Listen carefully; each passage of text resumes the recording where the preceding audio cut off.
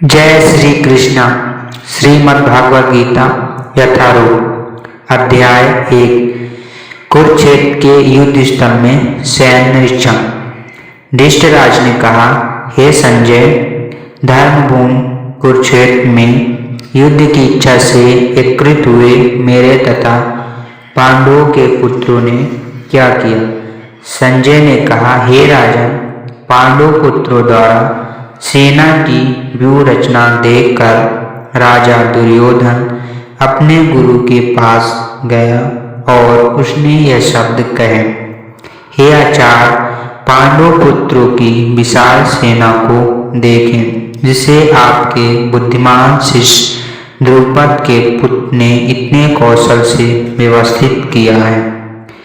इस सेना में भीम तथा अर्जुन के समान युद्ध करने वाले अनेक वीर धनुर्धर हैं, यथा महारथी युयुधान, विराट तथा द्रुपद। इनके साथ ही धृष्टकेतु, चैतिकान, काशीराज, पुरंजित, कुंतीभोज तथा सेन जैसे महान शक्तिशाली योद्धा भी हैं। पराक्रमी अभिमन्यु, अत्यंत शक्तिशाली ध्वज, सुभद्रा का पुत्र तथा द्रौपदी के पुत्र, ये सभी महारथी हैं। किंतु हे ब्राह्मण श्रेष्ठ, आपकी सूचना के लिए मैं अपनी सेना के उन नायकों के विषय में बताना चाहूँगा जो मेरी सेना को संचालित करने में विशेष रूप से निपुण हैं। मेरी सेना में स्वयं आप, भीष्म, कर्ण, कृपाचार्य, अश्वत्थामा, विकर्ण तथा सोमदत्त का पुत्र भूरिश्रवा हैं, जो युद्ध में सदैव विजयी रहे हैं। ऐसे अनेक वीर भी हैं जो मेरे लिए अपना जीवन त्याग करने के लिए उद्यत हैं। वे विभिन्न प्रकार के हथियारों से सुसज्जित हैं और युद्ध विद्या में निपुण हैं। हमारी शक्ति अपरिमेय है और हम सब पितामह द्वारा भली बार संरक्षित हैं, जबकि पांडवों की शक्ति भीम द्वारा भली बार संरक्षित होकर भी सीमित है।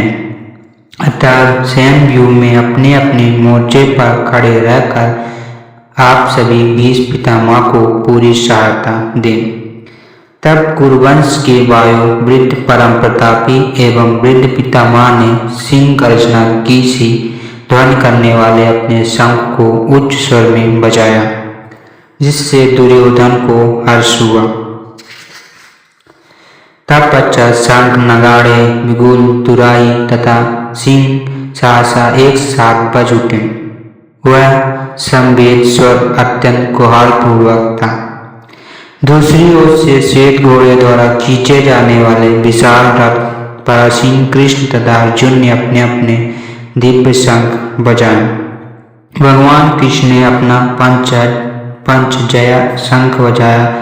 अर्जुन ने देवदत्त शंख तथा अतिभोजी एवं अतिमान विकार करने वाले भीम ने पौंडक नामक भयंकर शंख बजाया। हे राजन, कुंती पुत्र राजा युधिष्ठिर ने अपना अनंत विजय नामक शंख बजाया तथा नकुल और सहदेव ने सुघोषण एवं मणिक पुष्पांक व शंख बजाया। महान धनुर्धर काशीराज, परम योद्धा शिखंडनी, धृष्टद्युम्न, विराट, अजय, सत्याधिक, द्रुपद, द्रौपदी पुत्र तथा सुभद्रा के महाबाहु पुत्र सब ने अपने अपने शंख बजाए। इन विभिन्न शंखों की ध्वनि कोलाहल पूर्वक बन गई, जो आकाश तथा पृथ्वी को शब्दमय करती हुई धृतराज के पुत्रों के हृदय को विदग्ध करने लगी। उस समय हनुमान से अंकित ध्वजा लागे रथ पर आसीन पांडव पुत्र अर्जुन अपना धनुष उठाकर तीर चलाने के लिए उद्युक्त हुआ। हे राजा, धृतराज के पुत्रों को व्यूह में खड़ा देखकर अर्जुन ने कृष्ण से यह वचन कहे। अर्जुन ने कहा, हे अच्युत, कृपा करके मेरे रथ दोनों सेनाओं के बीच ले चलें, जिससे मैं यह उपस्थित युद्ध की अभिलाषा रखने वालों को और शास्त्रों की इस महान परीक्षा में जिनसे मुझे संघर्ष करना है उन्हें देख सकूं। मुझे उन लोगों को देखने दीजिए जो यहाँ पर धृतराज के दुर्बुद्धि दुर्योधन को प्रसन्न करने की इच्छा से लड़ने के लिए आए हैं। संजय ने कहा, हे भारतवंशी अर्जुन द्वारा इस प्रकार संबोधित किए जाने पर भगवान कृष्ण ने दोनों दलों के बीच में उस उत्तम रथ को लाकर खड़ा कर दिया। भीष्म, द्रोणा तथा विश्व भर के अन्य समस्त राजाओं के सामने भगवान ने कहा कि हे पार्थ, यहाँ पर एकत्र सारे गुरुओं को देखो। अर्जुन ने वहाँ पर दोनों पक्षों की सेनाओं के मध्य में अपने चाचा, ताऊ, पितामह, गुरुजनों, मामाओं, भाइयों, पुत्रों, पौत्रों, मित्रों, ससुरों और शुभचिंतक को भी देखा। जब कुंती पुत्र अर्जुन ने मित्रों तथा संबंधियों की इन विभिन्न श्रेणियों को देखा तो वह करुणा से अभिभूत हो गया और इस प्रकार बोला। अर्जुन ने कहा, हे कृष्ण, इस प्रकार युद्ध की इच्छा रखने वाले अपने मित्रों तथा संबंधियों को अपने समक्ष उपस्थित देखकर मेरे शरीर के आँख काँप रहे हैं और मेरा मुंह सूखा जा रहा है। मेरा सारा शरीर काँप रहा है, मेरे रोगेटे खड़े हो रहे हैं, मेरा गांडीव धनुष मेरे हाथ से सरक रहा है और मेरी त्वचा जल रही है। मैं यहाँ अब और अधिक खड़ा रहने में असमर्थ हूँ। मैं अपने को भूल रहा हूँ और मेरा सिर चकरा रहा है। हे कृष्ण, मुझे तो केवल अमंगल के कारण दिख रहे हैं। हे कृष्ण, इस युद्ध में अपने ही स्वजनों का वध करने से ना तो मुझे कोई अच्छाई दिखती है और ना मैं उससे किसी प्रकार की विजय, राज या सुख की इच्छा रखता हूँ।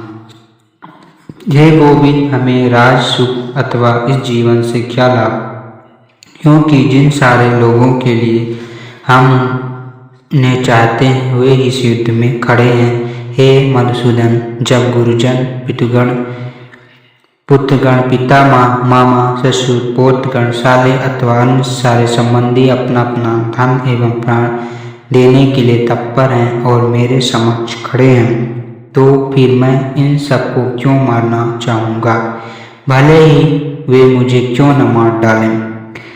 हे जीवक के पालक, मैं इन सबों से लड़ने को तैयार नहीं, भले ही बदले में मुझे तीनों लोग क्यों न मिले हों।